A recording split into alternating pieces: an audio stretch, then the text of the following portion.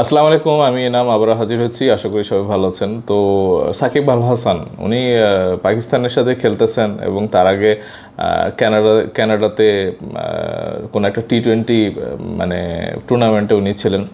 দর্শকদের সাথে উনি ইন্টারাকশন করছেন। দর্শকরা তাকে নানা রকম প্রশ্ন করতেছিলেন আর কি। তো ওনার অ্যাজ ইউজুয়াল উনি তো আসলে বিরূপ মন্তব্য করা, মানে বাজে অঙ্গভঙ্গি করা, এগুলার মাস্টারপিস উনি। এবং উনি মানে হেন কোনো আসলে কুকর্ম করেন নাই যেটাতে মানুষ মনে করবে যে উনি একজন ভালো মানুষ। তো ওনার যে বিবেকবোধ এগুলা নাই, এটা আমরা জানি। তো সেখানে রাজনীতি উনি করতে গেছেন এবং কী ধরনের রাজনীতি করেছেন, কী ধরনের দালালি করেছেন, এগুলি আমরা সবাই জানি। এবং সাকিব আল হাসানের আগের যে মানে পথ প্রদর্শক উনি হচ্ছেন যে মাশরাফি মুর্তজা, এবং ওনাকেও আমরা দেখছি যে আগুন টাগুন জ্বালিয়ে দেওয়ার জন্য আর কি, মানুষ আগুন জ্বালাই দিছে তার ঘর বাড়ি আর কি।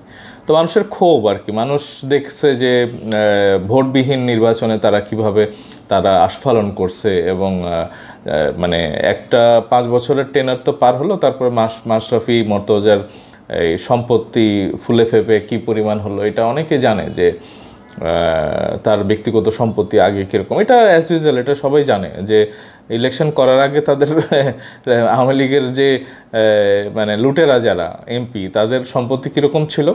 এবং ইলেকশনের আরেকটা যখন ইলেকশন আসে, তাদের ওই হলফনামার মধ্যে এগুলো সব ডিক্লেয়ার করা লাগে, তখন দেখা যায় যে তাদের সম্পত্তি কোথায় গিয়ে দাঁড়িয়েছে। এবং এটা তো আসলে ইনফর্মড আর কি, উইদাউট নোটিস তারা কত সম্পত্তি করেছে এগুলো তো আমরা জানি। যে এক ব্যক্তি 3টা দেশে যে পরিমাণ ঘর বাড়ি বানাইছে, এটা ভাই বাংলাদেশে মানুষ মানে কোন ধরনের আলাদিনের চেরাকে এরা পায় আমি জানি না। হ্যাঁ, এদের মানে বিবেক বোধ কোথায় গিয়ে ওঠে।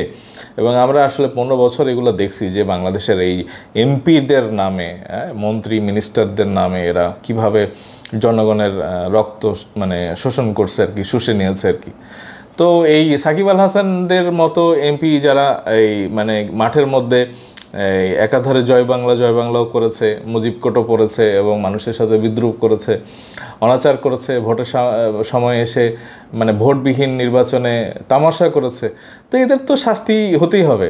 এটা যে নীতি বহির্ভূত কাজ, এটা নৈতিক স্খলন। মানে আমি জানি না যে বাংলাদেশে এই ধরনের কোনো নৈতিক স্খলন যারা করে, যারা সমাজের মানে একটা পথ প্রদর্শক হিসাবে যাদেরকে আইডল হিসাবে আমরা মানি আর কি, বিভিন্ন সেক্টরে। এটা যে খেলা মানে ক্রিকেট হইতে হবে তা না, একটা ফুটবল হইতে পারে। সালাউদ্দিন সাহেব উনি এখনও গদি ছাড়ে নাই। তো আমি যদি ভুল না করে থাকি, উনি এখনও মানে বহাল তবিদে আছে, ফুটবল ফেডারেশন যেটা আর কি। তো এদের প্রত্যেকটা সেক্টরে যাদেরকে আমরা একসময় আইডল হিসাবে মেনেছি, এই মাশরাফি মুর্তজা কত যখন নেতৃত্ব দিয়েছে, খেলেছে মানে ক্যাপ্টেন হয়ে, তো আমরা মানে জান দিয়ে দিয়েছি আর কি, তার জন্য তাকে ভালোবাসা দিয়েছি আর কি, সাকিব আল হাসানের জন্য তাই আর কি। তো এই মানুষগুলোকে ক্যারেক্টার মানে তাদেরকে এভাবে যে ডেঞ্জার জোনে মানুষের মুখোমুখি করে দেওয়া হচ্ছে, এটাতে শেখ হাসিনার ভূমিকার চাইতে আমি মনে করি যে ভারতের এর ভূমিকা অনেক বেশি। ভারতের মানে ভারত দ্বারা অনেক নেতাকর্মী তারা এই এমপির নমিনেশনের রেফারেন্স হিসাবে তারা রিফার্ড হয়েছিল আর কি। এবং ওখানেও বাণিজ্য করছে আর কি তারা, হ্যাঁ, টাকার বিনিময়ে ভারতের কাছে। এবং আমরা বলতে শুনছি বাংলাদেশে যে আমি ভারতের এমপি, ভারতের লোক। তো এই সাকিব আল হাসানরা মানে মোদি যখন আসে তখন মোদির সাথেও ইন্টারাকশান করছে, তো তাদেরকে কোন পর্যায়ে আমরা নিয়ে গেছিলাম। এবং এটা তো আমরা জেনে শুনেই করেছি যে যদি কখনো আওয়ামী লীগ ফল করে তখন এই ছেলেদের কি হবে।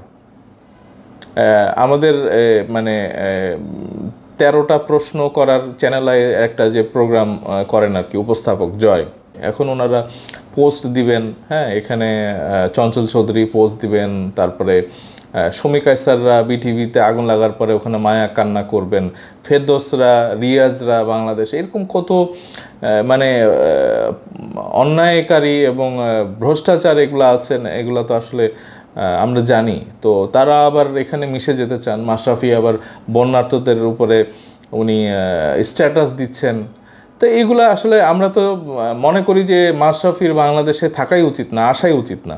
এবং যেই মোমেন্টে আপনি আসবেন সেই মোমেন্টে আমি মনে করি যে প্রশাসন তাদেরকে অ্যারেস্ট করে তাদের এই যে নৈতিক স্খলন যেটা আর কি, হ্যাঁ, মানুষদের যে ভালোবাসার জায়গাটা, এটা নষ্ট করার জন্যই একটা মামলা হইতে পারে এবং এটার জন্য যাবজ্জীবন কারাদণ্ড হইতে পারে। আমি তো আগে দুঃখে বলছি যে মিরপুর স্টেডিয়ামটা এরকম একটা ওই লোহার ওই আয়নাঘরে যেরকম লোহার গেট ছিল ওই রকম 2টা কামরা বানাবেন, একটা মানে জেলের একটা নমুনা, এবং ওখানে এই সাকিব আল হাসানকে একটাতে এবং মাশরাফি মর্তজাকে একটার মধ্যে বন্দি রাখতে হবে, এবং তারা যেই মিরপুর স্টেডিয়ামে যেই ক্রিকেট খেলাগুলি হবে তারা লাইভ দেখবে এবং সারা জীবন এভাবে চলবে।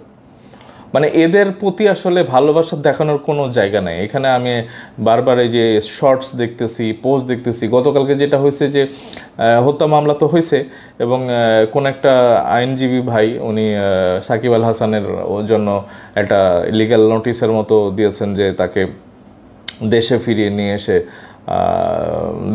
নিয়ে আসার পরে তাকে বিচার করা এবং বিসিবি থেকে মানে ক্রিকেট থেকে তাকে বহিষ্কার করা। তো আমি গতকালকে আমার ভিডিওতে বলছিলাম যে বিসিবি চুপ হয়ে আছে। তো আমি এই মানে চুপচাপ এগুলো আসলে চাই না। হ্যাঁ, আপনারা ইমিডিয়েটলি এই পাপিষ্ঠ যারা আছে এদেরকে পরিষ্কার করেন এবং সাকিব আল হাসানের মতো যারা আছে, যারা জয় বাংলা করতো, তাদের প্রতি খেয়াল রাখেন। এবং নাসির হোসেন থেকে শুরু করে সাব্বির আহমেদ, মানে সাব্বির একটা প্লেয়ার ছিল, তো এরকম অনেক ভালো ভালো প্লেয়ার আছে। ফারুককে আমরা যেভাবে দেখছি যে ক্রিকেট বোর্ডের সভাপতি হতে আর কি। তো যারা ক্ষতিগ্রস্ত, যারা নাকি অত্যাচারিত এই গত সরকার দ্বারা, তো তাদেরকে রিওয়ার্ড দেওয়া হোক, তাদেরকে ফিরিয়ে নিয়ে আসা হোক এবং তাদের মাধ্যম দিয়ে আসলে নতুন করে বাংলাদেশ চলুক, এটাই চাই আর কি। এবং সাকিব আল হাসান, তুমি বাংলাদেশে এসো না, এবং আমি চাইবো যে মাশরাফি মর্তজা এবং অন্যান্য যারা আছে পাপিষ্ট, যারা এই গণ আন্দোলনে একটা পোস্ট দিতেও ভয় পেয়েছে আর কি, তাদের কথা হলো যে তাদের মাথা কয়টা, তারা পোস্ট দিয়েছে, ডিলিট করেছে, এরকম নানা রকমের কথা বলতেছে সোশ্যাল মিডিয়াতে, তো ভয়ের কারণে। তো এরকম আসলে ভীতু মানুষের এই আইডল হওয়া উচিত না আর কি। বাংলাদেশের মানুষের ভালোবাসা পেতে গেলে আপনাদেরকে একটু সাহসী হইতে হবে। এবং একেবারেই চলে গেল আমাদের এখানে, ধরেন আন্দোলন হলো, আন্দোলনের পরে আমরা সেকেন্ড ইন্ডিপেন্ডেন্স পেলাম, ডক্টর ইউনূস ক্ষমতায় আসলেন, এই সাকিব আল হাসান একটা কথা বলে নাই। তো তাকে আমরা আজীবনের জন্য কেন এরকম মানে এরকম কুলাঙ্গার ক্রিকেটার বাংলাদেশে থাকা একেবারেই উচিত না। আপনারা কি বলেন?